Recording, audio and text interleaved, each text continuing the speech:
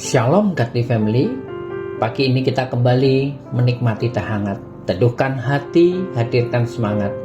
Dasar firman Tuhan hari ini diambil dari surat Roma pasal yang ketiga, ayat 1-4a. Demikian firman Tuhan. Jika demikian, apakah kelebihan orang Yahudi dan apakah gunanya sunat? Banyak sekali. Dan di dalam segala hal pertama-tama sebab kepada mereka lah dipercayakan firman Allah.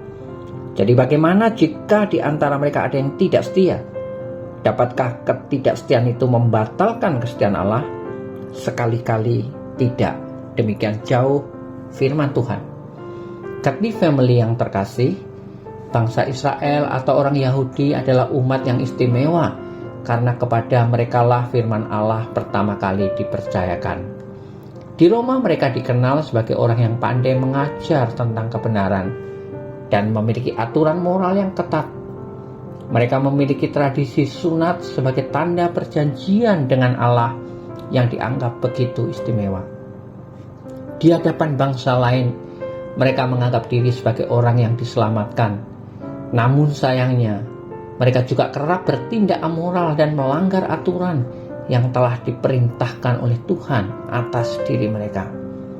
Melalui firman Tuhan dalam surat Roma pasal yang ketiga, ayat 1-4a, Rasul Paulus menyampaikan sebuah kebenaran bahwa kesetiaan Allah itu tidak dapat dibatalkan oleh karena kesalahan dan dosa umatnya, sekalipun seringkali umatnya mengecewakan hati Tuhan. Kesetiaan Allah mempunyai penilaian yang berbeda dengan kesetiaan manusia. Kesetiaan manusia lebih banyak dinyatakan dalam hal-hal yang bersifat formalitas dan kelihatan dengan mata. Seperti yang Rasul Paulus nyatakan, salah satu contohnya adalah sunat, yaitu suatu perintah Tuhan dalam perjanjian lama yang dilakukan oleh Abraham dan keturunannya sebagai tanda untuk menjadi umat pilihan Allah. Bangsa Israel menyadari dan mematuhi perintah tersebut. Tetapi selanjutnya setelah melakukan sunat, maka tingkah laku, tindakan, dan perilaku bangsa Israel justru mendukakan hati Allah karena dosa, karena kedegilan hatinya, dan karena pemberontakannya kepada Allah. Godly Family yang terkasih, bukankah dalam kehidupan kita juga seringkali seperti itu? Kita seringkali menganggap bahwa ketika sudah dibaptis, menjadi orang percaya, sudah beribadah, sudah mengaku percaya kepada Tuhan, maka kita bebas menggunakan hidup kita untuk kepentingan kita sendiri. Akibatnya tidak sedikit orang percaya kemudian melakukan dosa, berkarakter keras dengan kedegilan hati dan memberontak kepada Allah, bersungut-sungut dan sering tidak memuliakan Allah dalam hidupnya.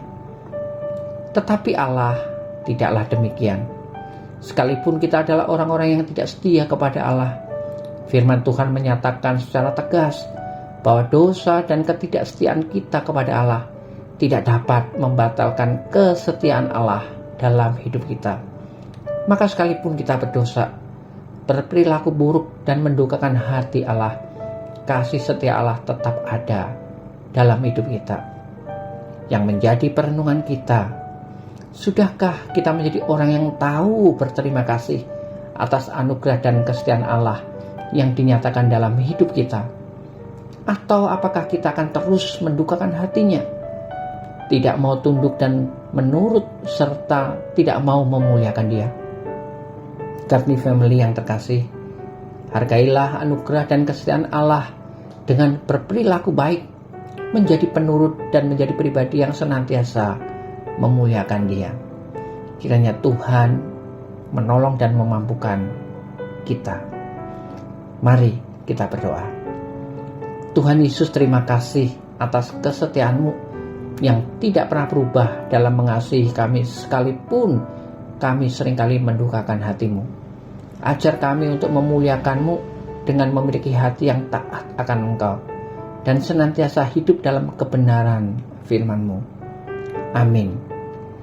Godly Family, selamat beraktivitas. Tuhan Yesus menyertai dan memberkati Anda sepanjang hari ini.